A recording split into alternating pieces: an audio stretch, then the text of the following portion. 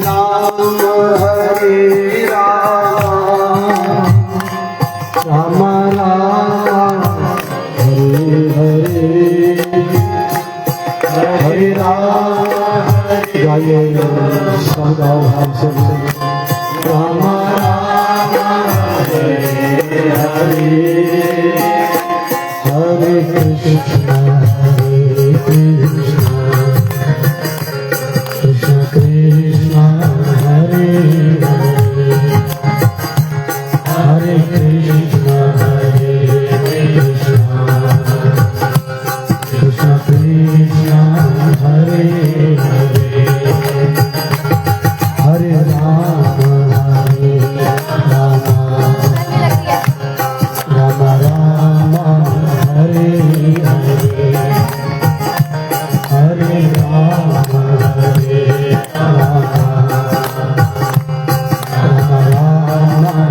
हरे हरे कृष्ण कृष्ण कृष्ण हरे हरे कृष्ण कृष्ण कृष्ण हरे कृष्ण कृष्ण हरे कृष्ण कृष्ण हरे राम राम हरे राम राम हरे हरे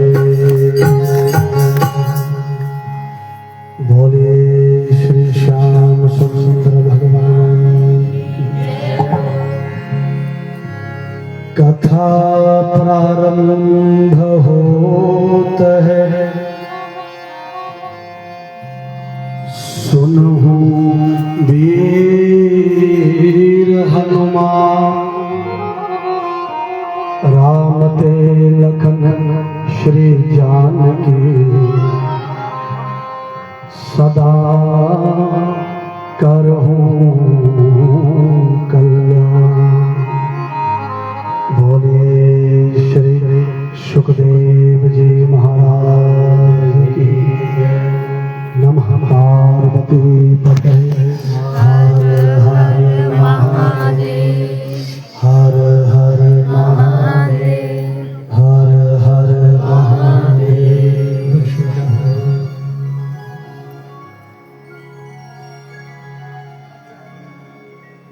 भगवान श्री हरि के पावन चरणारविंद में साष्टांग वंदन करते हैं।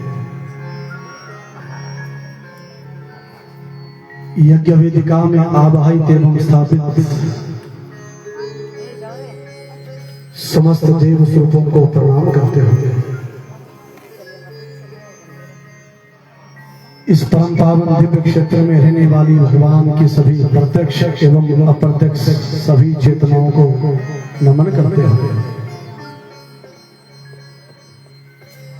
श्रीमद् भागवत कथा में उपस्थित पूजनीय विप्रवृंद कथा में उपस्थित पूज्य स्वामी जी के चरणों में दंडवत नमन करते हुए इस भागवत कथा के मुख्य यजमान परिवार शक्ति भक्ति स्वरूपा मातृशक्ति एवं कथा सत्संग में पधारे हुए आप सभी प्यारे श्रद्धालु श्रोता आज संपूर्ण जनमानस को पावन करने वाली कलिकाल के जीव को शुद्ध करने वाली जाने या अनजाने दोनों प्रकार की अवस्थाओं में हुए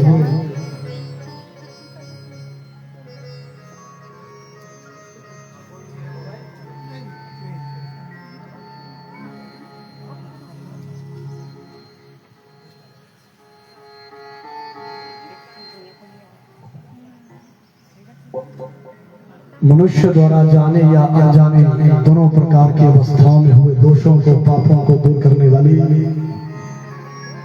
कलिमल हारिणी पतित पावनी परम कल्याणमयी श्रीमद् भागवत कथा का विश्राम दिन अभी अभी हमारे आदरणीय सम्माननीय श्री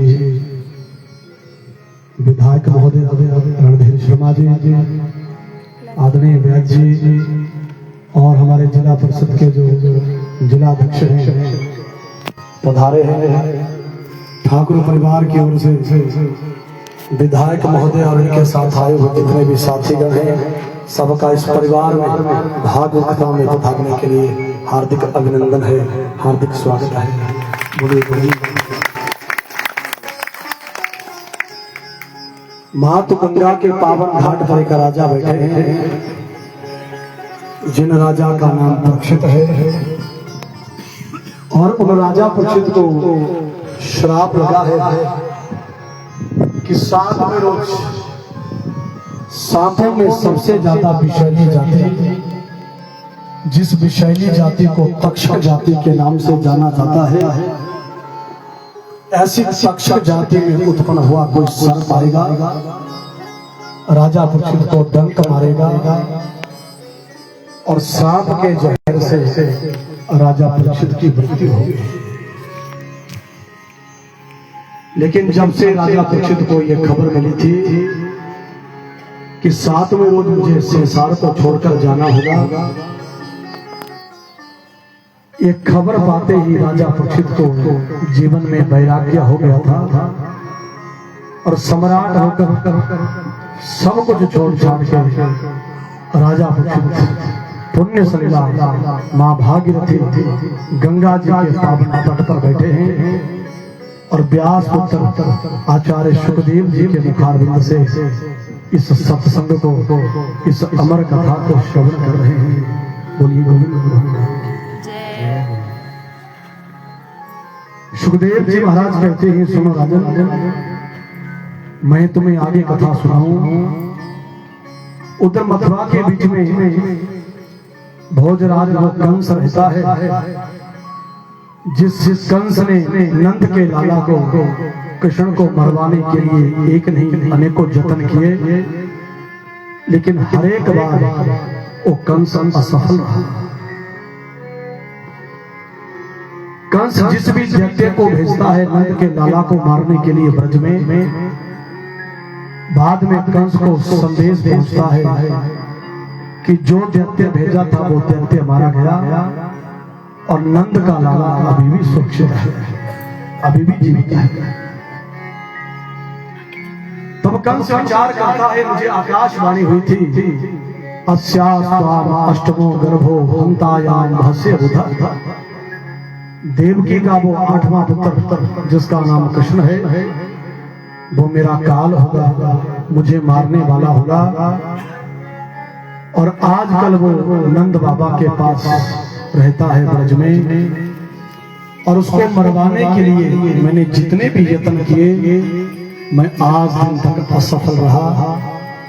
अब मैं कुछ ऐसा और काम करूंगा जिससे वो नंद का लाला सदा सदा के लिए समाप्त हो जाए और मेरा काल नष्ट हो जाए। एक दिन वीर कंस अपने महल के आंगन के बीच में घूम रहा था और चिंतन कर रहा है किस प्रकार वो नंद का लाला समाप्त हो सकता है। तब आंगन में घूमते घूमते विचार आया, अरे मथुरा में एक बहुत विशाल कुश्ती होती है, एक बहुत बड़ा मेला होता है। उस मेला और कुश्ती को देखने के लिए संसार के सब राजा महाराजा बलवान पहलवान सब लोग आते हैं। मथुरा की कुश्ती आज भी पूरे विश्व में बहुत प्रसिद्ध है। आज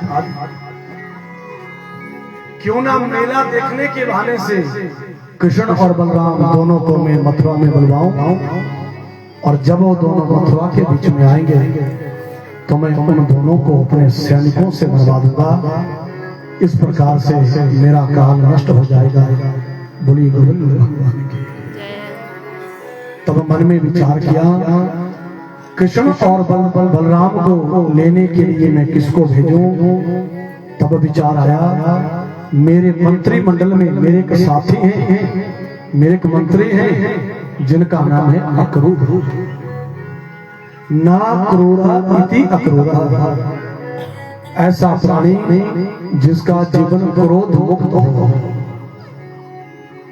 ऐसा प्राणी जो शांति प्रिय हो, क्रोध से जिसका जीवन दूर है, स्वभाव में क्रोध नहीं है, उसको अक्रूर कहते हैं। और कंस विचार कर रहा है ये अक्रूर मेरे मंत्रिमंडल में मेरे साथी हैं, और दूसरी बात ये संबंध में कृष्ण और बलराम के चाचा भी विश्वसनीय पात्र है। एक दिन अक्रूर जी को कहा कंस ने, अक्रूर तुम ब्रज के बीच में चले जाओ और कुश्ती और मेला देखने के बहाने से कृष्ण और बलराम को मथुरा में लेकर आओ। जब वो दोनों मथुरा के बीच में आएंगे तो मैं उन दोनों को अपनी सेना से मरवा दूंगा, इस प्रकार मेरा काल नष्ट हो जाएगा। तो अक्रूर जी ने मना किया कि हे वीरकंस, ये अनुचित है, ऐसा नहीं होता।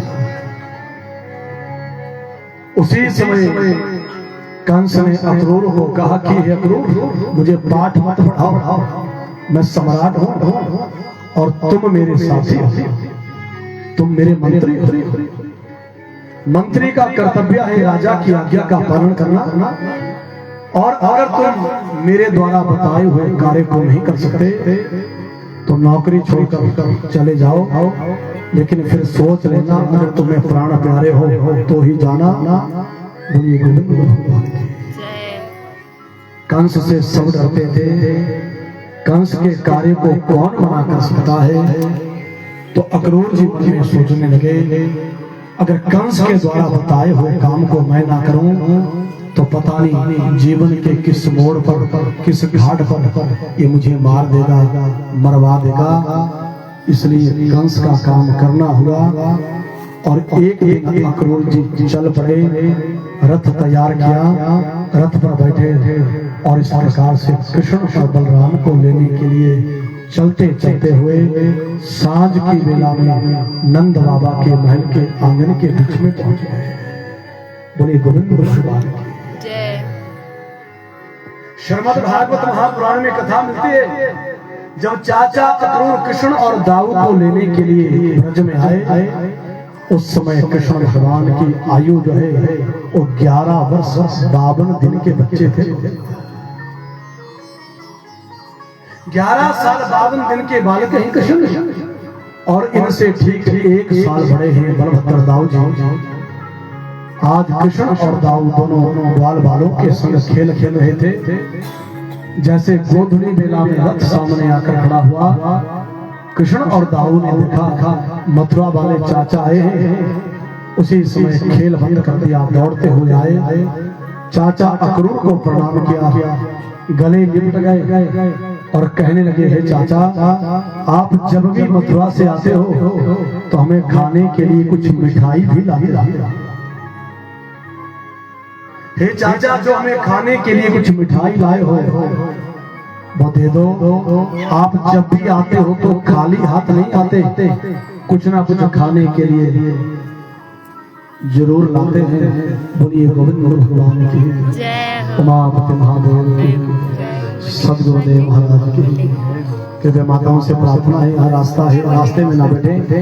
पीछे बहुत बड़ा पंडाल है हमारे पास, यहाँ भी जगह बहुत बड़ी खुली है, जहाँ जहाँ जगह मिल रही है कृपया वहाँ सब लोग बैठे और प्रेम से इस कथा का श्रवण करें। आज हम ज्यादा नहीं, आपको थोड़ा देरी कथा सुनाएंगे, पर चलो जितनी देर कथा होगी उतनी देर जो है सब लोग बड़े प्रेम से श्रद्धा से कथा सुने। आज कथा का विश्राम दिवस है। बोलिए गोविंद भगवान की, उमापति महादेव। आचार्य सुखदेव जी कहते हैं, सुनो राजर्षि परीक्षित, मैं तुम्हें आगे कथा सुनाऊं। 11 साल 52 दिन के बच्चे हैं गोविंद, जब अक्रूर जी उनको लेने के लिए आए, और इनसे ठीक 1 साल बड़े हैं बलभद्र दाऊ जी। दोनों बालकों ने देखा मथुरा से चाचा आए हैं, तुरंत दौड़ते हुए आए, चाचा हमें खाने को क्या लाए हो? आप जब भी आते हो तो हमें मथुरा से खाने के लिए पेड़े लाते हो, मिठाई लाते हो। मथुरा के पेड़े आज भी पूरे संसार में बहुत प्रसिद्ध है। उस भूमि का ऐसा गुण है, मथुरा के पेड़े में जो स्वाद है वो दूसरी जगह पर बने हुए इस मिठाई में वैसा स्वाद खाने को नहीं मिलेगा। वो धरती का गुण है। और जब दोनों बच्चों ने कहा कि हे चाचा हमें खाने के लिए क्या लाए हो, तो से इसमें अक्रूर जी के नेत्र सजल हो रहे हैं। चाचा अक्रूर मन में विचार करने लगे कि बालक मेरे से कितना स्नेह रखते हैं, कितना प्रेम करते हैं, और उस दुष्ट कंस ने मुझे किस काम के लिए भेजा है। चाचा अक्रूर का हृदय मन कांप उठा और तब इस प्रकार से चाचा अक्रूर महल के भीतर गए। बोले गोविंद बोले गोविंद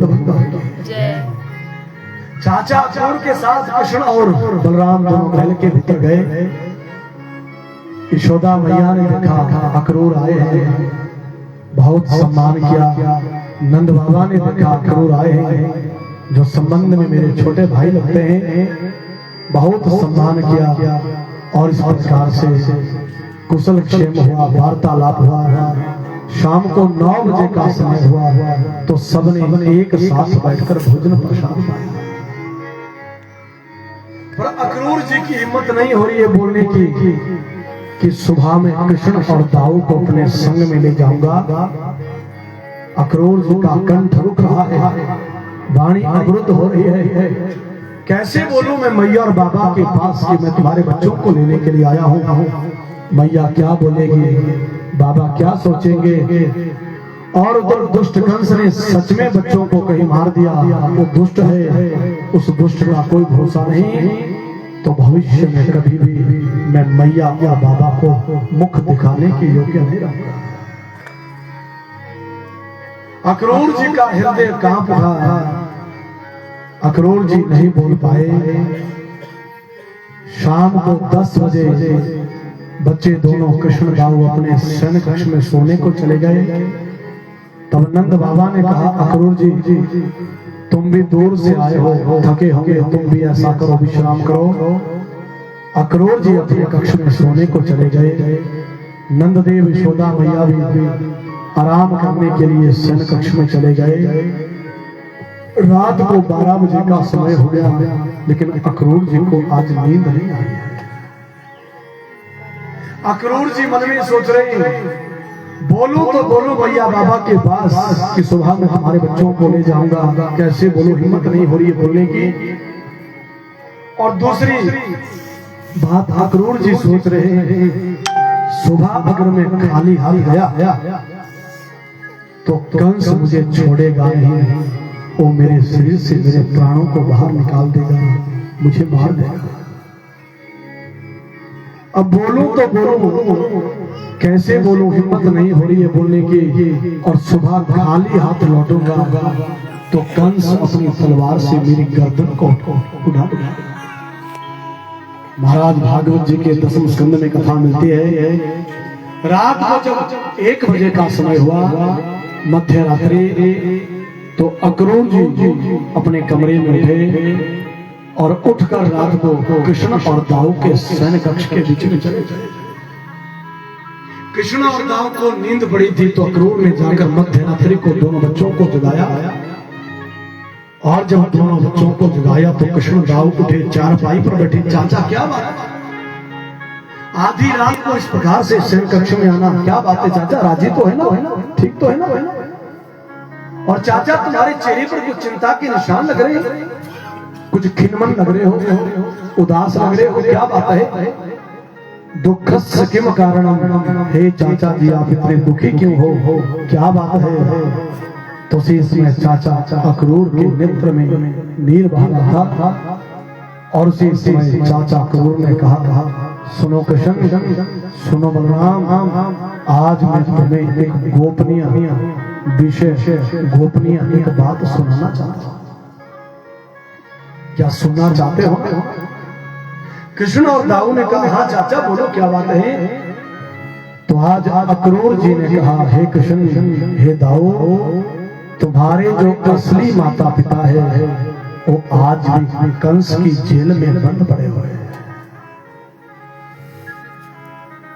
सुनो कृष्ण, तुम्हारी जो जननी है, तुम्हारी जो जन्मदात्री है, तुम्हारी जो असली माता है, जिस शरीर से तुम्हारा जन्म हुआ है, उसका नाम देवकी है।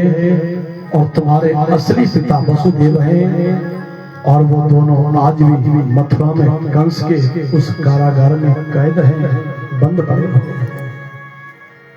बेटा, तुम्हारे से बड़े तुम्हारे और 6 भाई थे। दुष्ट कंस ने उन 6 भाइयों को मार दिया था। तुम राजी रहो, तुम सुरक्षित रहो।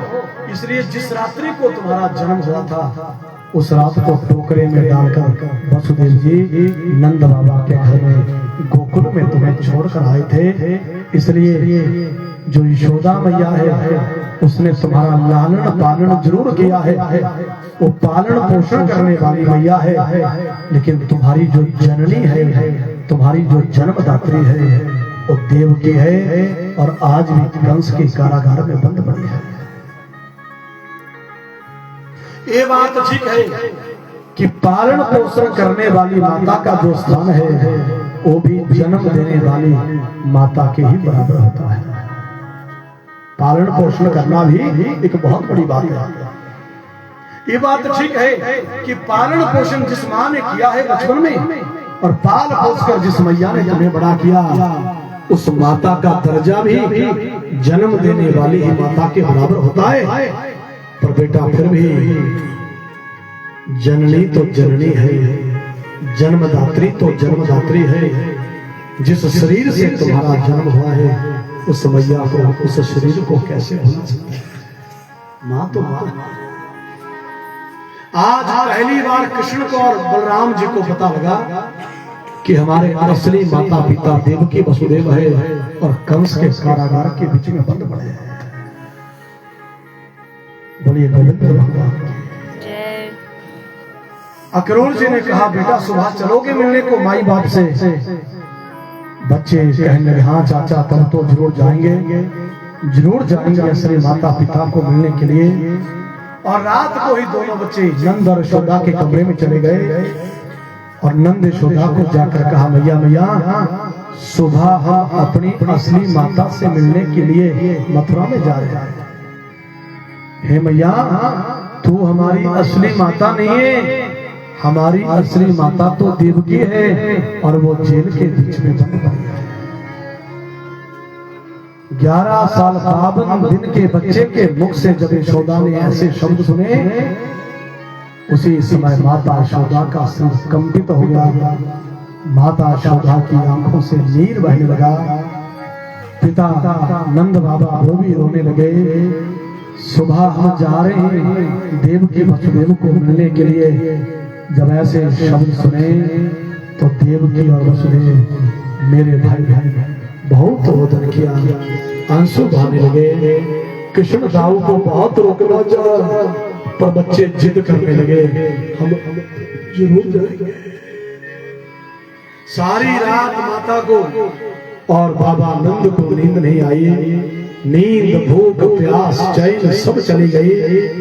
सुबह ये बालक चले जाएंगे तो इनके वियोग में हम कैसे रहेंगे? बोलिए गोविंद भगवान जय। उमापति महादेव जय। सुबह ये बालक चले जाएंगे तो इनके वियोग में हम कैसे जिएंगे? इन बच्चों में तो हमारे प्राण बसते हैं। और जब ऐसे शब्द प्रातः काल की बेला हुई, कृष्ण दाऊ दोनों जागे। रोज की तरह मैया ने कृष्ण दाऊ को स्नान करवाया। श्याम सुंदर को पीताम्बरी पीले रंग के वस्त्र पहनाए, बलराम जी को नीलांबर नीले रंग के वस्त्र पहनाए। पर आज मैया बहुत उदास है, नेत्रों से आंसू बह रहे हैं, वाणी रुक रही है, मन नहीं लग रहा है। और कृष्ण के वियोग की पीड़ा को मैया बाबा सहन नहीं कर सकते।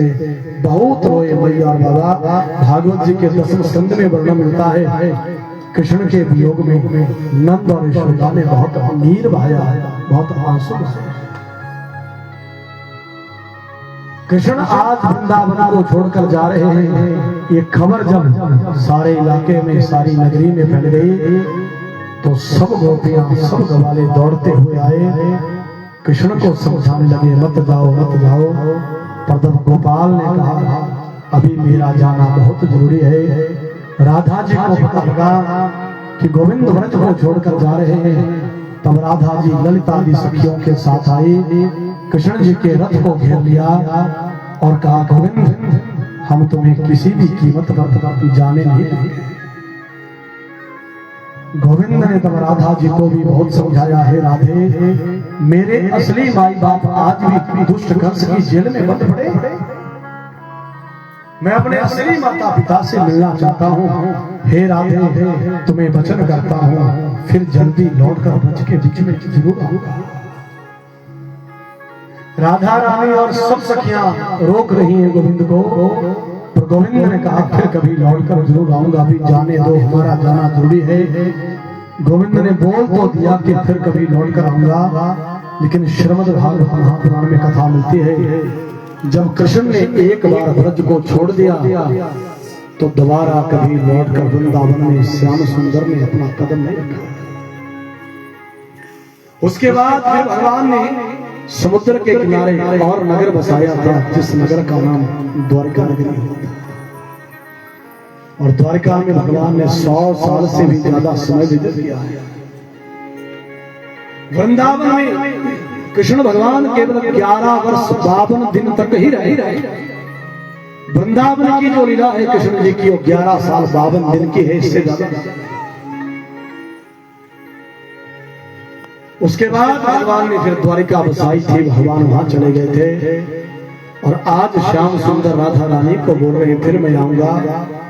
पर एक बार जब भगवान ने ब्रज छोड़ दिया तो फिर कभी वृंदावन में भगवान ने चरण नहीं रखा।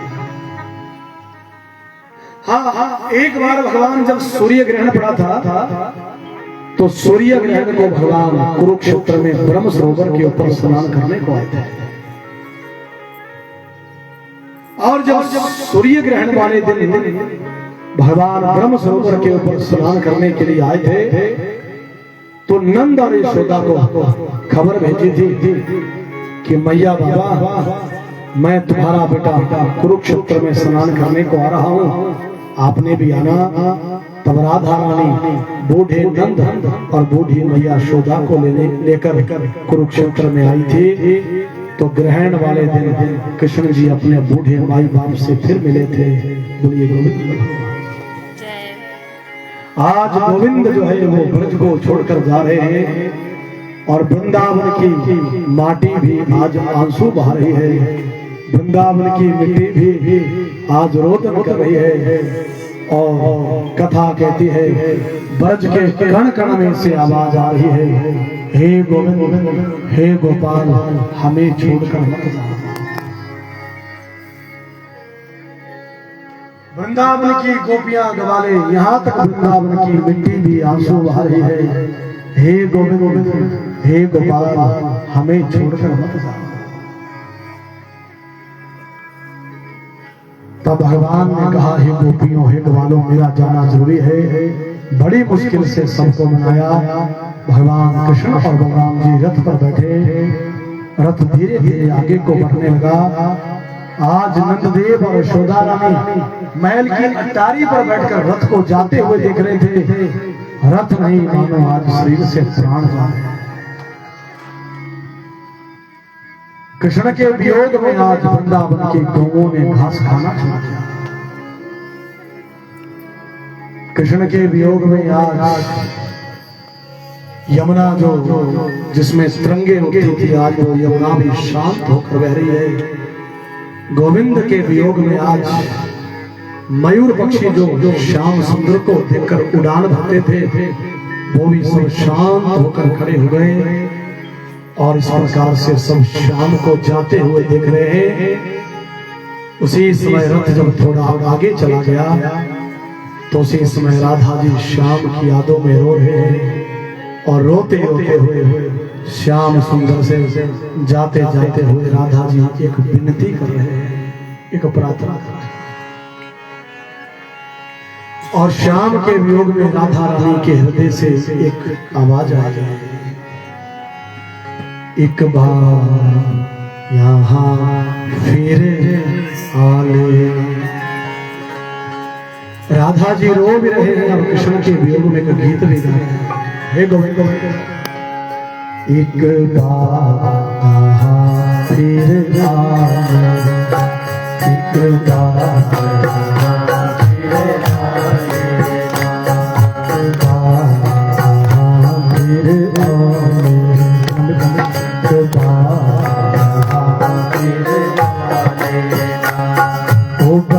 बजाने वाले कृष्ण, ओ बंसी बजाने वाले कृष्ण, ओ बंसी सुनाने वाले कृष्ण, बंसी सुनाने वाले कृष्ण, एक बार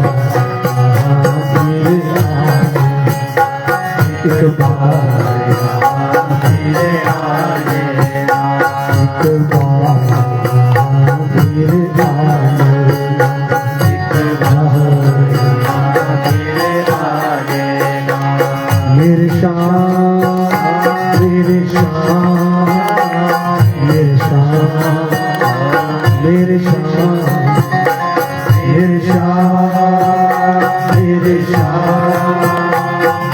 श्याम, मेरे श्याम, मेरे श्याम, मेरे श्याम, मेरे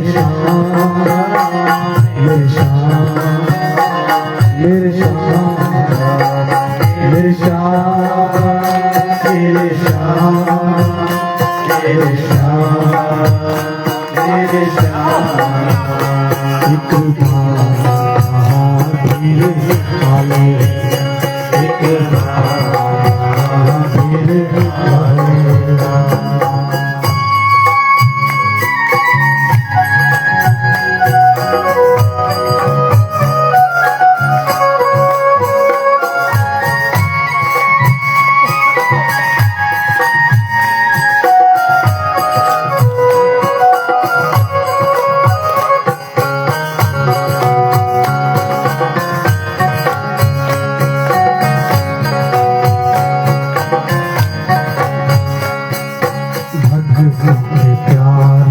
कृष्ण कन्हैया, भक्तों के प्यारे कृष्ण कन्हैया, भक्तों के प्यारे कृष्ण कन्हैया, प्यारे कृष्ण कन्हैया, हंस बजैया रास रचैया, हंस जैया रास रचैया, मेरे प्यार की बंसी को मोहन, मेरे प्यार की बंसी को मोहन, एक बार हमें भी सुना देना, एक बार हमें भी सुना देना, मेरे प्यार की बंसी को मोहन, मेरे प्यार की बंसी को मोहन, एक बार हमें भी सुना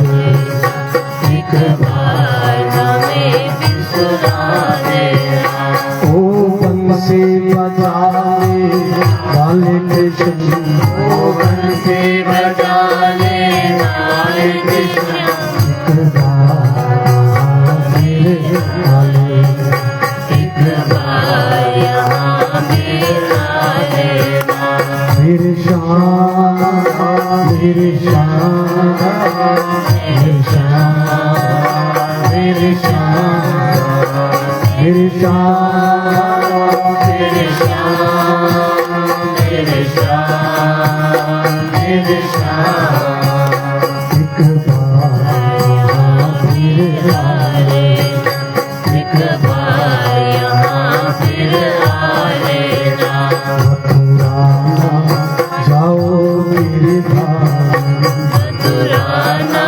जाओ गिरधारी, मथुरा जाओ गिरधारी, मथुरा ना जाओ गिरधारी, मथुरा जाओ बनवारी, मथुरा ना जाओ बनवारी, मथुरा जाओ बनवारी, मथुरा ना जाओ बनवारी, मथुरा जाओ गिरधारी, मथुरा ना जाओ गिरधारी। श्याम सुंदर भगवान की जय हो। श्याम के वियोग में वृंदावन की मिट्टी ने भी आंसू बहाए हैं, गोपियां वाले सब रो रहे थे और इस प्रकार से कृष्ण ब्रज को छोड़कर चले गए और चलते चलते हुए मथुरा के बीच में पहुंचे, जहां ठहरने का प्रबंध किया गया था। एक रात्रि को वहां पर विश्राम पाया। प्रातः काल की बेला हुई तो आज कृष्ण और दाऊ ने कहा, चाचा हम पहली बार मथुरा के बीच में आए हैं, हम मथुरा के बाजार का दर्शन करना चाहते हैं। चाचा क्रूर ने कहा, जाओ बेटा मथुरा के बाजार का दर्शन करो, पर सांझ की बेला में थोड़ा जल्दी लौट कर आ जाओ।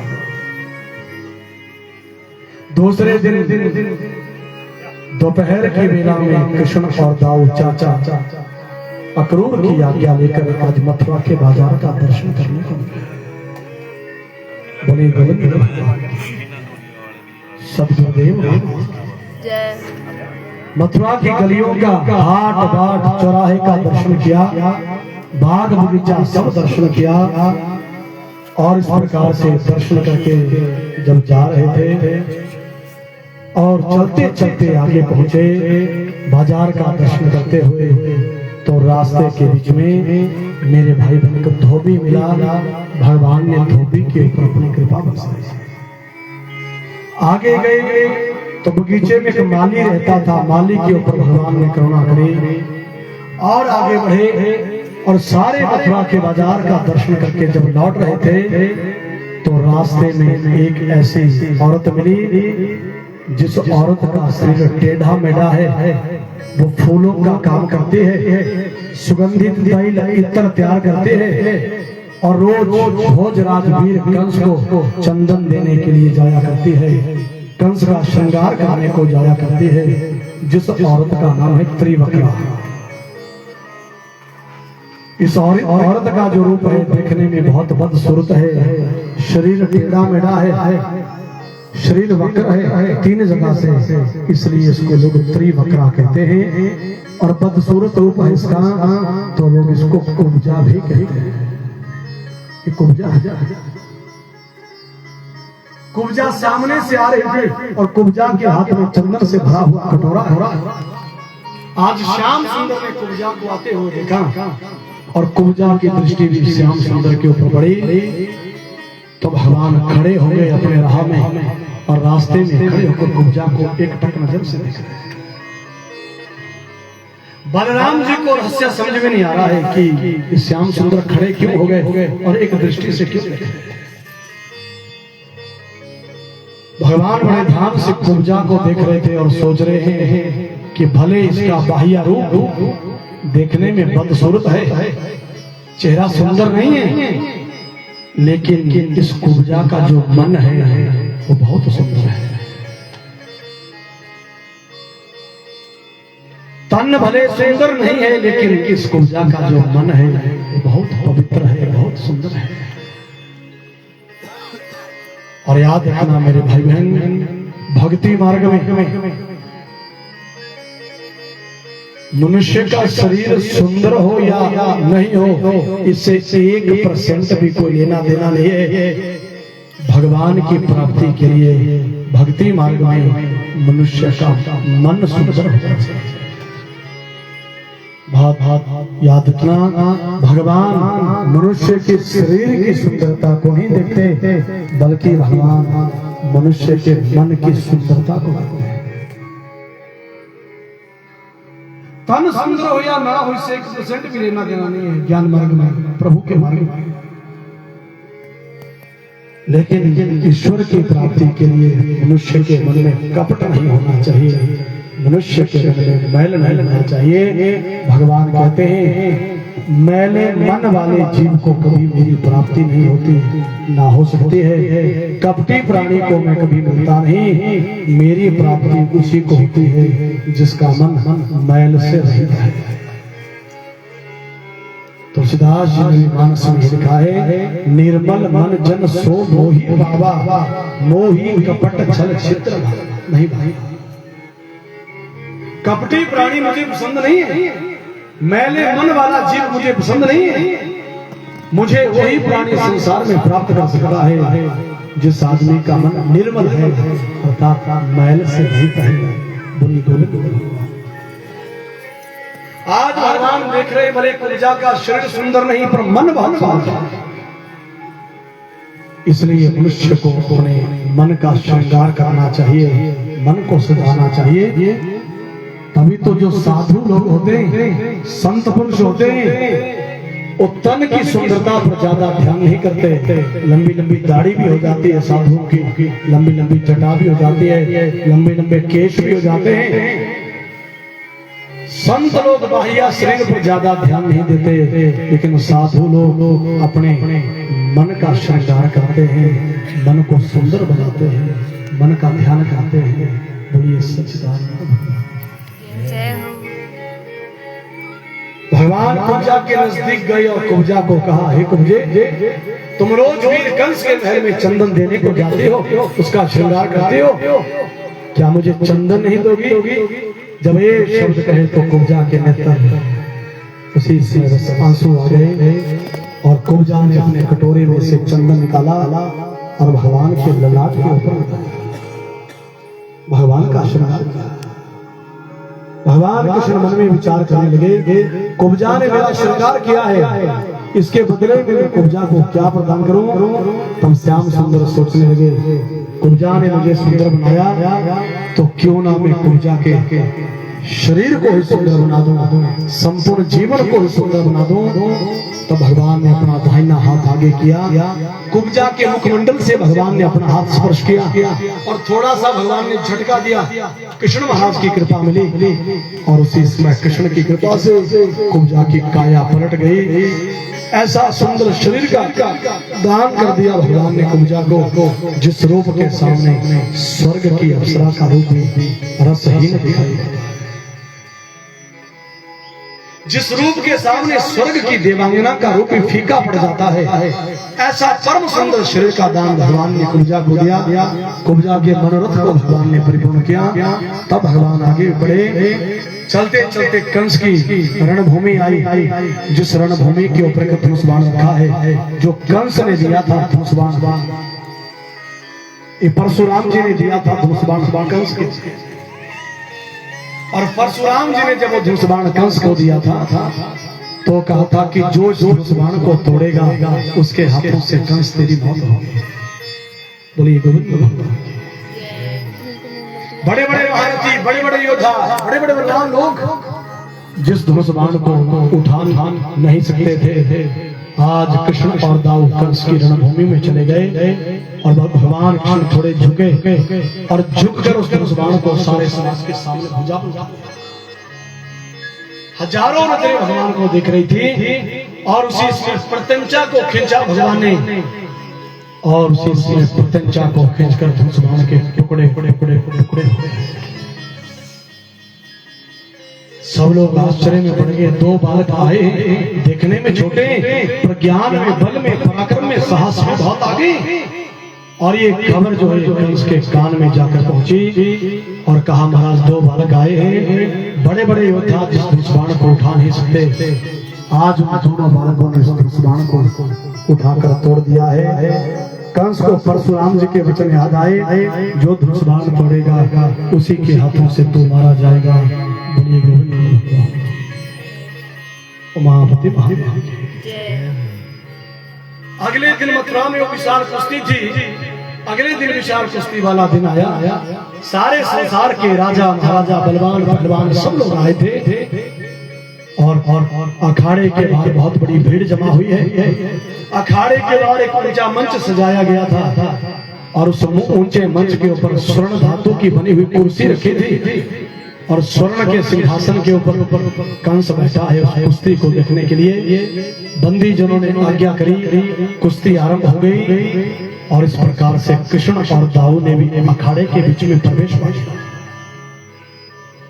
अखाड़े के बाहर खड़े हुए लोग सब मना करने लगे, कृष्ण और दाऊ को तुम्हारी कच्ची उम्र है, छोटी उम्र है, तुम अखाड़े के बीच में मत जाओ, कंस के पहलवान बहुत बलवान है। तो कृष्ण और दाऊ ने कहा, नहीं हम जरूर जाएंगे, हम युद्ध करने के लिए आए हैं। और बार बार रोकने पर भी कृष्ण दाऊ अखाड़े के बीच में प्रवेश कर गए और कंस ने अपने पहलवानों को छोड़ा कि कृष्ण और दाऊ को मल्लयुद्ध में परास्त करना है। जो कृष्ण और दाऊ को मल्लयुद्ध में परास्त करेगा उसको मैं मुंह मांगी कीमत दूंगा। कंस को पूरा विश्वास है अपने पहलवानों के ऊपर कि कृष्ण और दाऊ को मलित में परास्त कर देंगे, लेकिन भागवत जी में बड़े विस्तार से कथा में, ज्यादा विस्तार में ना जाऊं। जितने भी पहलवानों को कंस ने छोड़ा, सब पहलवानों को कृष्ण जी ने और दाऊ जी ने मलित के बीच में पछाड़ दिया। अखाड़े के बाद खड़े सब लोग ताली पीट रहे थे कृष्ण और दाऊ के बल को देखकर। अंत में कंस ने अपने 5 मुख्य पहलवान छोड़े, कोट, शल, तोसल, चाणूर और मुष्टिक, जिनके ऊपर कंस को पूर्ण विश्वास है। जब 5 अखाड़े के बीच में आए तो भागवत ग्रंथ के बीच में वर्णन मिलता है 3 पहलवानों को दाऊ जी ने मलित में पछाड़ा और 2 पहलवानों को कृष्ण जी ने सारे समाज के सामने भुजा पर उठाकर धरती पर फेंका। बोली गोविंद। कृष्ण और दाऊ की विजय हुई। कंस के सब पहलवान हार गए, परास्त हो गए। तो अखाड़े के बाहर जितने लोग थे सब खड़े होकर ताली पीटने लगे, कृष्ण की जय हो, बलराम की जय हो। और अखाड़े के बाहर ऊंचे आसन पर बैठा हुआ कंस, अब उसको भी डर लगने लगा। तो उसने मन में विचार किया, समय रहते मैं यहाँ से भाग जाऊं, इसी में भला है। कृष्ण के भय से अपने सिंहासन को छोड़ दिया और उसी समय भागा कंस वहां से। और जब भागा तो बलभद्र दाऊ जी ने देख लिया। तब छोटे भाई कृष्ण को इशारा किया, हे गोविंद, वो देखो कंस मामा भागते हुए आ रहे हैं। बलभद्र जी ने जब कहा तो कृष्ण की भी दृष्टि पड़ी, कंस मामा भागते हुए जा रहे हैं। तब कृष्ण महाराज अखाड़े से बाहर आए और कंस मामा का पीछा करने लगे। आगे आगे कंस भाग रहा था और पीछे पीछे कृष्ण जी दौड़ रहे थे कंस को पकड़ने के लिए। तो भागते भागते कृष्ण जी ने आवाज लगाई, हे मामा, हे मामा जी, बहुत दिन हो गए बिना गले मिले हुए, थोड़ी देर रुको, आज मामा जी अच्छे तरीके से गले मिल लेते हैं। बोले गोविंद भगवान। कंस को और भय लगा। कंस ने अपनी गति बढ़ाई, पर सुखदेव जी कहते, सुनो राजन, परमेश्वर से कौन भाग सकता है? संसार के आदमी से तो कोई आदमी भाग भी जाए, पर संसार को भुगतने वाले जो परम पिता परमात्मा है, परमेश्वर है, उनसे कौन भागे? भगवान ने जाकर कंस मामा को पकड़ लिया। और भागवत जी में वर्णन मिलता है, प्रगृहे केशेषु चलत क्रीडम, केसों से पकड़ा, भुजा पर उठाया और सारे समाज के सामने भुजा पर उठाकर चट्टान के ऊपर उस दुष्ट कंस को पटका दिया। कंस धराशायी हुआ, हजारों नजरें देख रही थी। तब कृष्ण भगवान कंस की छाती पर बैठ गए और 3 बार बलपूर्वक मुष्टि का प्रहार किया वक्षस्थल के ऊपर और 2 बार लात के घूंसे मारे। उसी समय लात का प्रहार करते ही कंस के शरीर से प्राण शक्ति उड़ गई, प्राण पखेरु उड़ गए और उसी समय कंस मृत्यु को प्राप्त हुआ। आसमान में 33 कोटि देवता फूलों की वर्षा करने लगे, दुष्ट मारा गया, पापी मारा गया और सब देवी देवता जो है नाचने लगे, दुंदुभी बजाने लगे, पुष्प वृष्टि होने लगी, सहनाई बजा रहे थे और चारों तरफ से कृष्ण की जय हो, कृष्ण की जय हो, इस प्रकार से चारों तरफ से आवाज गूंज रही है। बोलिए गोविंद भगवान की गोविंद जय जय गोपाल जय जय राधा रमण है गोपाल जय गोविंद जय जय गोपाल जय जय राधा रमण हरे गोपाल जय जय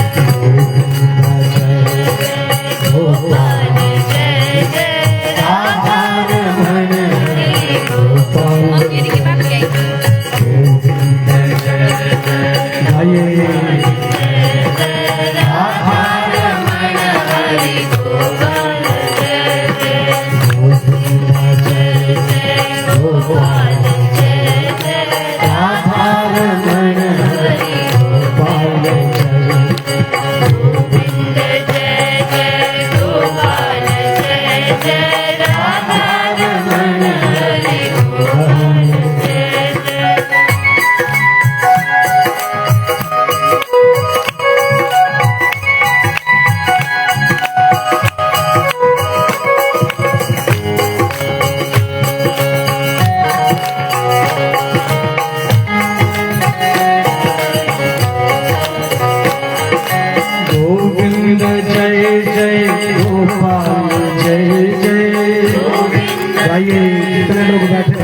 हरिनाम गोविंद जय जय गोपाल जय जय गोविंद जय जय गोपाल जय जय राधा रमण हरि गोपाल जय राधा रमण हरि गोपाल जय गोविंद जय गोपाल जय राधा रमण हरि गोपाल जय गोविंद जय जय गोपाल जय जय राधा रमण हरि गोपाल जय जय राधा रमण हरि गोपाल जय जय राधा रमण हरि गोपाल जय जय राधा रमण हरि गोपाल जय राधा रमण हरि गोपाल जय गोविंद जय जय गोपाल जय राधा रमण हरि गोपाल जय गोविंद जय जय गोपाल जय जय राधा रमण हरि गोपाल जय जय नारायण शिव नारायण नारायण नारायण नारायण नारायण शिव नारायण नारायण नारायण बोलो नारायण नारायण शिव नारायण नारायण नारायण नारायण नारायण शिव नारायण नारायण नारायण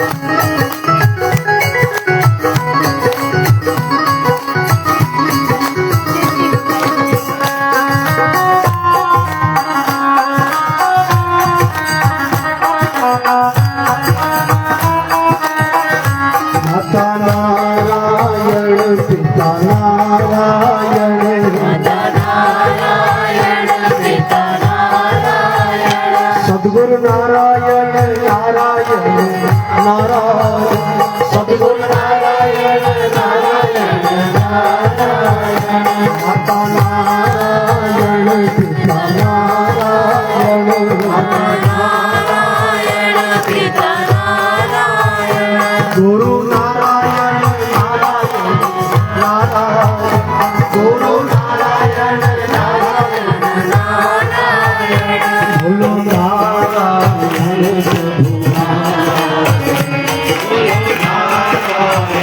प्रभु नारायण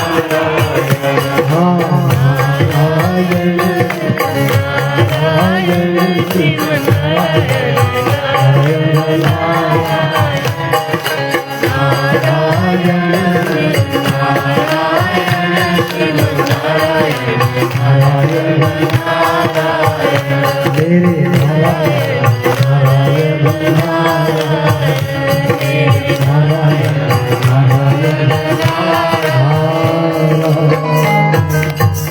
बोलिए आदि नारायण भगवान की जय हो। सुखदेव जी महाराज कथा सुना रहे हैं गंगा के किनारे राजा परीक्षित कथा श्रवण कर रहे हैं। सुखदेव जी कहते सुनो राजन, इस प्रकार कंस मारा गया।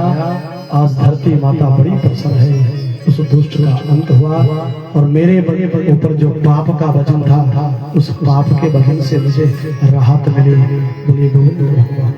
जय हो।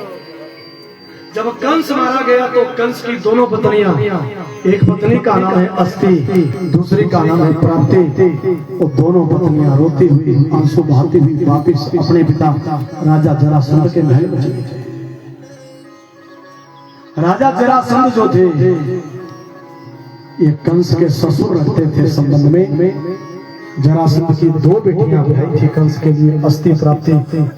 ये वापिस अपने पिता के महलों में आ गई और रोने लगी और पिता को कहा कि कृष्ण ने कंस को मार दिया है। तब राजा जरासंध को कृष्ण के ऊपर बहुत क्रोध आया। उधर देवकी वसुदेव जो जेल के अंदर बंद थे, उनको दास दासियों ने जाकर कह दिया, सुनो सुनो भैया, जिस रात्रि को जो बच्चा तुम्हारे शरीर से अलग हो गया था, वसुदेव टोकरे में उस बच्चे को डाल के गोकुल में छोड़ के आए थे। वो बच्चा बड़ा होगा जवान होकर मथुरा में आया है और उसी बच्चे ने दुष्ट कंस को मारा है और अब वो बच्चा आपसे मिलने के लिए जेल के अंदर आ रहा है। मां ने जब ऐसे शब्द सुने, पिता वसुदेव ने जब ऐसे शब्द सुने कि हमारा बालक बड़ा होकर उसने कंस को मार दिया है और हमसे मिलने के लिए जेल में आ रहे हैं, तो देवकी वसुदेव की आंख में आंसू निकले। माता देवकी सोच रही है, क्या बताओ बच्चा मुझे पहचानेगा भी या नहीं पहचानेगा, मुझे समझेगा भी या नहीं समझेगा। माताओं के मन में बहुत आशाएं, बच्चे के लिए वात्सल्य प्रेम फिर से उमड़ाया। क्या बताओ बालक मुझे मैया शब्द कहेगा या नहीं कहेगा। कई प्रकार की विचारधारा माता के मन में पैदा होने लगी। पर भागवत जी में लिखा है, जब कृष्ण और दाऊ मथुरा की जेल के अंदर गए माता पिता के पास, तो सबसे पहले कृष्ण और दाऊ जी ने माता देवकी के चरणों में प्रणाम किया है, दंडवत नमन। और जब साष्टांग प्रणाम किया माता पिता के चरणों में, उसी समय माता पिता ने कृष्ण और दाऊ को अपने गले लगा लिया। तब कृष्ण ने अपने माता पिता को अपने कंठ से लगाया और माता पिता की आंख में जो आंसू थे वो कृष्ण और दाऊ ने अपने हाथों से माता पिता के आंसुओं को साफ किया और माता पिता को विश्वास दिया, सांत्वना दी कृष्ण जी ने कि हे मैया अब तुम रोदन मत करो, जाओ मैं धर्म की शब्द गाता हूँ कि आज के बाद मेरे होते होते हुए तुम्हारी आंख में हे माता जी कभी आंसू आने नहीं दूंगा। जो रोना था वो आप रो लिए, आज के बाद मेरे होते हुए कभी आपकी आंख में आंसू नहीं आने दूंगा। ये मैं तुम्हारा बेटा शब्द लेता हूँ। और शास्त्र कहते हैं जो रुलावे वो पुत्र नहीं बल्कि माता पिता के दुख को, रोने को, भय को, कष्ट को जो दूर कर दे उसी संतान को श्रेष्ठ पुत्र कहते हैं। पुत्र शब्द की परिभाषा भी बताई है, पुण्य नाम नरकोतरायते इति पुत्र।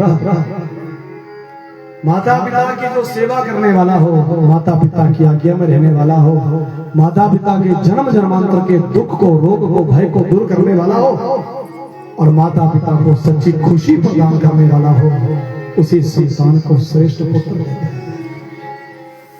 कथा से बहुत ज्ञान करना मेरे भाई बहन।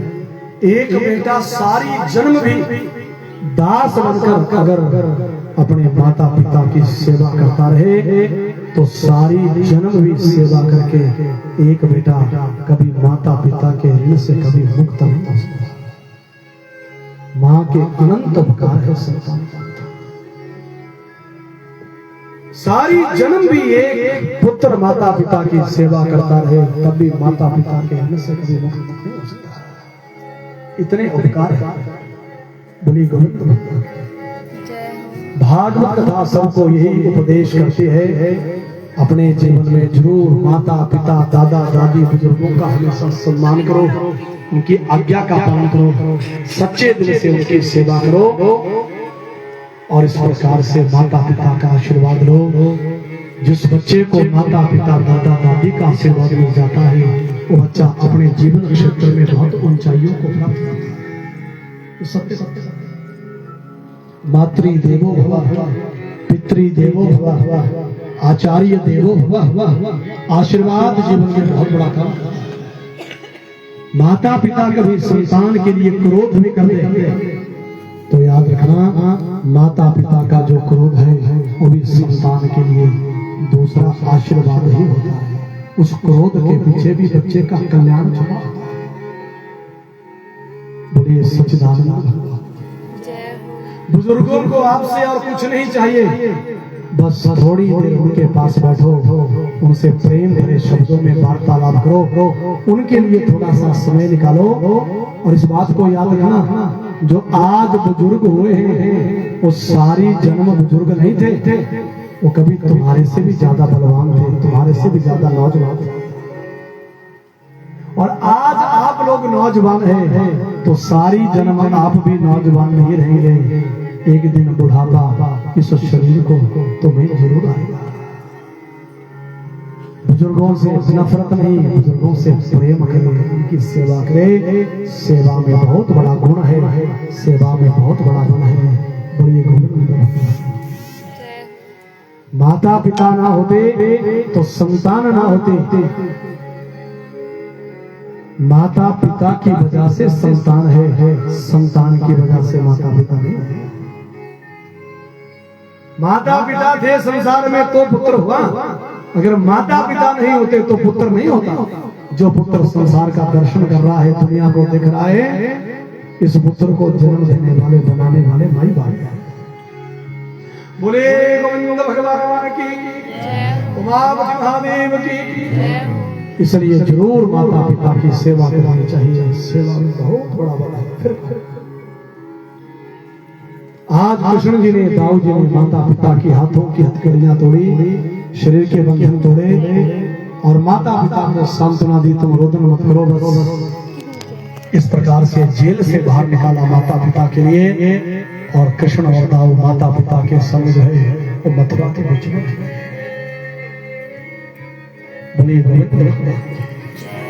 अब कंस मारा गया तो मथुरा की राजगद्दी सुनी हो गई। तो उस राजगद्दी के ऊपर दोबारा से कंस के पिता, जो संबंध में कृष्ण के नाना लगते थे, जिनका नाम उग्रसेन था, उन राजा उग्रसेन को मथुरा की गद्दी के ऊपर फिर से बिठाया। और इस प्रकार से कृष्ण देव की वसुदेव के संग मथुरा के बीच में। उधर अस्थि प्राप्ति ने अपने पिता को, जरासंध को कहा कि कंस को मार दिया है कृष्ण ने। तब जरासंध ने अपनी सेना को तैयार किया और कृष्ण को, दाऊ को मारने के लिए, मथुरा को जलाने के लिए, आक्रमण करने के लिए अपनी सेना को लेकर आया। इधर कृष्ण जी भी यादवों के संग चले और युद्ध के बीच में राजा जरासंध की सेना परास्त हो गई और कृष्ण महाराज की जो सेना है वो जीत गई। बोलिए गोविंद भगवान की। दूसरे साल जरासंध फिर से सेना को लेकर आया। दूसरे साल जरासंध और उनकी सेना को फिर से मुंह की खानी पड़ी। तीसरी बार फिर आया सेना को लेकर, फिर से हार हुई। चौथी बार फिर आया, फिर से हार हुई। और भागवत जी में कथा मिलती है 17 बार जरासंध अपनी सेना को लेकर आया मथुरा पर चढ़ाई करने के लिए, पर 17 बार राजा जरासंध को मुंह की खानी पड़ी। 17 बार कृष्ण के सामने हारना पड़ा। तो 18वीं बार जब युद्ध करने के लिए जरासंध तैयार हुआ तो उन दिनों धरती पर एक मलेच्छ थी। मलेच्छों के एक सरदार थे जिनका नाम भागवत जी में काल यवन बताया। काल यवन को जरासंध ने अपना मित्र बनाया और काल यवन मलेच्छ के पास 3 करोड़ की सेना थी। तो कहा 3 करोड़ मलेच्छों की सेना को लेकर चलो, मथुरा को जलाना है, यादवों को नष्ट करना है। तो मेरे भाई बहन, जरासंध अपनी सेना को लेकर और मित्र काल यवन 3 करोड़ की मलेच्छ जाति उस सेना को लेकर चले मथुरा के बीच में आक्रमण करने के लिए, मथुरा को जलाने के लिए। तो कथा कहती है भागवत जी की, कृष्ण भगवान को रातों रात इस बात का पता लग गया कि ऐसा होने वाला है। तो रात को ही कृष्ण भगवान ने विश्वकर्मा को आज्ञा दी और कहा भारत के पश्चिम खंड में समुद्र के किनारे एक नए घर का निर्माण करो। विश्वकर्मा ने कहा ठीक है प्रभु। विश्वकर्मा रातों रात गए और इस प्रकार से समुद्र के किनारे एक नगर बना दिया। अनोखा महल, हाट बाट, गलियां, चौराहे, बाग बगीचा, भवन, कमरे, सुख सुविधा के सब साधन, ऐसा बड़ा दिव्य महल तैयार किया। इधर भगवान कृष्ण ने अपनी योग माया को आज्ञा दी कि जितने भी हमारे बंधु जन हैं, यादव लोग हैं, परिवार के लोग हैं, सब सोए हैं रात को, इनको शयन अवस्था में ही सबको उठाओ और विश्वकर्मा ने जो नया घर बनाया उस नए घर के बीच में सबको सुला दो, सबको वहां। भगवान कृष्ण की योग माया आई और मथुरा में सब जितने लोग सोए थे यादव कृष्ण जी के परिवार के, और नींद में सोए थे, नींद में ही सबको उठाया और नए भवन में,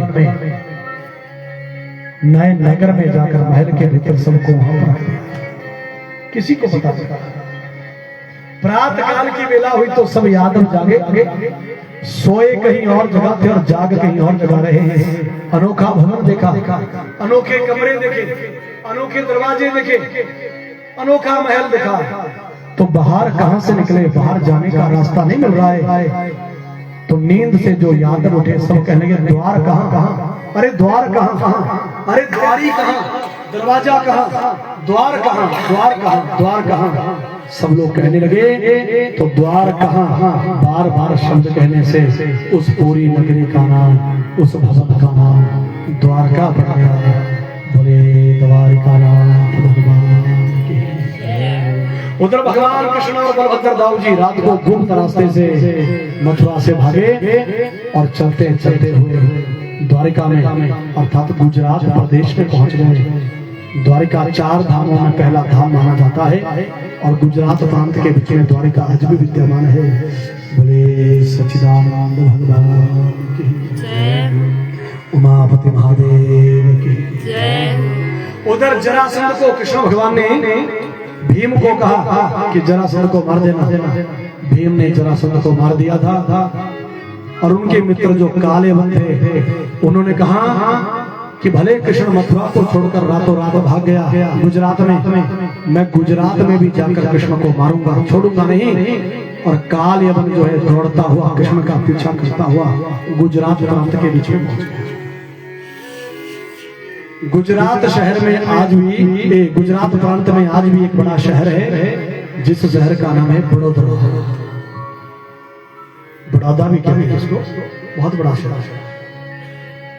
भगवान मथुरा से भागते भागते बड़ौदा में पहुंच गए थे और उनका पीछा करता हुआ काल यवन वो भी बड़ोदरा में गुजरात की धरती पर पहुंच गए। भगवान उसके साथ युद्ध कर रहे थे और बड़ौदा में युद्ध करते करते भगवान ने उसको पीठ दिखा दी, रणभूमि को छोड़ दिया और भगवान वहां से भाग गए। तो काल यवन ने सोचा कि मेरे डर से कृष्ण भाग गया। जैसे भगवान ने युद्ध भूमि को छोड़ा, मैदान को छोड़ा, तो कृष्ण जी का एक नाम संसार में रण छोड़ पड़ गया। बोलिए रण छोड़ भगवान, श्री रण छोड़ भगवान। आज भी आप बड़ौदा में जाओ गुजरात में तो रण छोड़ भगवान का एक बहुत विशाल मंदिर है। आज भी भक्त लोग उस मंदिर का दर्शन करने को जाते हैं। बड़ा सुंदर दरबार है। भगवान वहां से भागे और चलते चलते मेरे भाई बहन गुजरात और राजस्थान की सीमा लगती है तो एक शहर पड़ता है राजस्थान में, वहां का नाम है धौलपुर। बोले सच्चिदानंद भगवान की जय। भरतपुर से थोड़ा आगे है धौलपुर और धौलपुर से भी थोड़ा आगे कुछ पहाड़ी क्षेत्र माना जाता है और वहां पर कंदराएं थी, गुफा थी। उस गुफा के बीच में भगवान कृष्ण जो थे वो प्रवेश कर गए और धौलपुर की राजस्थान में पड़ती हो जो आजकल उस गुफा के भीतर जब कृष्ण जी चले गए तो उस गुफा के बीच में एक राजा सोए हुए थे, जिन राजा का नाम भागवत जी में राजा मुचकंद बताया गया। देवासुर जब संग्राम हुआ था तो राजा मुचकंद ने देवताओं के राजा इंद्र महाराज की सहायता की थी युद्ध के बीच में। तो युद्ध करते करते राजा मुचकंद को थोड़ी शरीर में थकावट हो गई थी। तो देवराज इंद्र ने कहा था कि हे मुचकंद तुम धौलपुर की गुफा में कंदरा में जाकर विश्राम करो। तो राजा मुचकंद ने कहा था ऐसा ना हो जब मैं गुफा के भीतर सोने को जाऊं तो कोई प्राणी वहां पर आए और मुझे नींद से उठाए, मेरी नींद खराब हो जाए।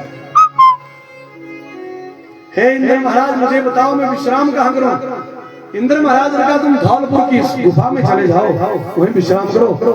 राजा मुचकंद ने कहा मैं सो जाऊं और कोई आए और मुझे नींद से उठाए, मेरी नींद खराब हो तो इंद्र महाराज ने राजा मुचकंद को वरदान दिया था जो तुझे नींद से उठाएगा उसके शरीर को आग लग जाएगी और उसका शरीर जलकर राख हो जाएगा, वो मर जाएगा। आज कृष्ण भगवान सोच रहे हैं कि जरासंध के मित्र मलेच्छ काल यवन को अपने हाथों से क्यों मारो, इसको राजा मुचकंद से मरवा देता। जिस गुफा में राजा मुचकंद सोए थे कृष्ण उसी गुफा में भागते भागते चले गए और पीछे पीछे काले वन दौड़ रहा था। काले वन को लगा कि मेरे डर से कृष्ण गुफा के भीतर प्रवेश कर गया। डर के अंदर गए तो अंदर गुफा में राजा मुचकुंद सोए थे। तो भगवान कृष्ण ने अपनी पीताम्बरी उठाई। कृष्ण जी अपने एक पीताम्बरी ओढ़ के रखते थे, पीला वस्त्र। वो पीताम्बरी उठाई और जहां राजा मुचकुंद सोए थे उनके शरीर के ऊपर अपना पीला वस्त्र वो पीताम्बरी ओढ़ा और स्वयं गुफा में छुप गए। भगवान कृष्ण जी का पीछा करता हुआ काले वो भी गुफा के भीतर गया। तो क्या देखा कि कृष्ण मेरे से डर गया और गुफा के भीतर मुंह ढककर सो गया। डर के मारे मुंह ढक लिया इसने और सो गया। वो कृष्ण नहीं थे, कृष्ण ने अपनी पीताम्बरी उड़ाई थी। थे वो राजा मुचकुंद और उनको वरदान था जो तुम्हें नींद से उठाएगा उसके शरीर को आग लग जाएगी। काले वन ने आते ही पांव की ठोकर मारी। पीताम्बरी ओढ़े हुए राजा मुचकुंद को उसने सोचा ये कृष्ण है सोया हुआ। जैसे जोर से पांव से ठोकर मारी, एक कृष्ण उठ। डर के मारे मुंह छुपाकर सो गया। तो डरपोक है मेरे से उठकर राजा मुचकुंद के हरी नहर में सोए थे, नहीं पता लगा। दूसरी बार पांव से फिर प्रहार किया, उठ मेरे से उठकर। राजा मुचकुंद सोए थे। तीसरी बार जब जोर से पांव का प्रहार किया उसी समय राजा मुचकुंद की नींद खुल गई। राजा मुचकुंद खड़े हुए और जैसे उन्होंने दृष्टि डाली काले वन के ऊपर, उनको वरदान था जो नींद से जगाएगा उसके शरीर को आग लगेगी। दृष्टि मात्र डालने से ही मलेच्छ काले वन के शरीर को आग लग गई और उसका शरीर जल के भस्म हो गया, खत्म हो गया। तब कृष्ण भगवान मुचकुंद के सामने आए, उसको वरदान दिया, सब घटना सुनाई और भगवान वहां से बाहर निकले और चलते चलते भगवान द्वारिका में आए और द्वारिका के राजा बने और द्वारिका में सब यादवों के संग भगवान द्वारिकाधीश बनकर जो है द्वारिका में रहे। बोले द्वारिकाधीश की जय हो। तो द्वारिका में रहते रहते सबसे पहले भगवान कृष्ण ने विदर्भ देश के राजा उनकी एक बेटी थी जिसका नाम था रुक्मणी। रुक्मणी के संग भगवान ने प्रेम विवाह किया। रुक्मणी के साथ विवाह करके भगवान को आगे एक पुत्र की प्राप्ति हुई और रुक्मणी के उस पुत्र का नाम भागवत जी में प्रद्युम्न बताया गया। सम्रासुर नामक दैत्य था, बचपन में ही उसने प्रद्युम्न दैत्य को चुरा लिया और सम्रासुर ने जब प्रद्युम्न बालक को चुरा लिया तो रुक्मणी रोने लगी, मेरा बालक कहाँ गया। प्रद्युम्न जब नौजवान हुए तो प्रद्युम्न ने अपने हाथों से सम्रासुर दैत्य का अंत किया और प्रद्युम्न वापस द्वारिका में आए। रुक्मणी और कृष्ण से मिले। रुक्मणी मैया को कितनी खुशी हुई। धीरे धीरे आगे काल व्यतीत होता चला गया। बड़ी गोविंद। दूसरा विवाह भगवान ने सत्यजीत की बेटी जिसका नाम सत्यभामा है, उस सत्यभामा के साथ द्वारिका में किया। तीसरा विवाह भगवान ने द्वारिका में रीछ राज जामवंत की बेटी जिसका नाम जामवती है, उस जामवती के संग किया और समय आने पर जामवती से पुत्र पैदा हुए जिन पुत्र का नाम भागवत जी में सांब बताया गया है। बोलिए भगवान। चौथा विवाह भगवान ने इंद्रप्रस्थ नगरी में सूर्य की बेटी यमुना के संग किया। कृष्ण जी की एक पत्नी है यमुना और कृष्ण महाराज ने जो यमुना के संग विवाह किया दिल्ली शहर में किया, जिस दिल्ली शहर को आज भी शास्त्रों में इंद्रप्रस्थ नगरी के नाम से जाना जाता है। इसलिए भारत देश की राजधानी जो दिल्ली है ये कृष्ण भगवान की ससुराल की नगरी मानी जाती है। दिल्ली शहर कृष्ण की ससुराल की नगरी क्योंकि यहाँ यमुना जी के संग श्याम सुंदर ने विवाह किया। बोलिए भगवान की जय। उसके बाद भगवान ने अयोध्या के राजा नगर जी उनकी एक बेटी थी जिसका नाम था सत्या। उन्होंने स्वयंवर रखा था।